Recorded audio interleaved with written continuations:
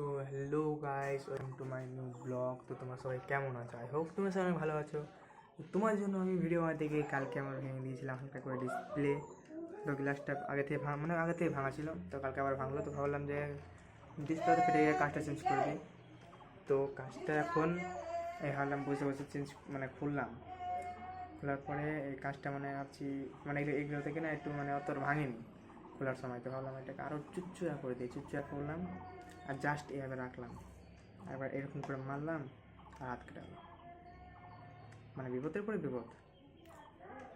আজকে এটা নতুন লাগাতে যাবো, তাই ভাবলাম খুলে দিই, পরিষ্কার করবো হালকা করে। তো ওটা করতে গিয়ে হাত কেটে গেল। তো এসেছি দাদুদের জল দিয়ে একটু বাড়ি যাবো। তো চলো, তোমার সাথে দেখা হচ্ছে একদম সন্ধ্যাবেলা যখন গ্লাসটা লাগাতে যাবো।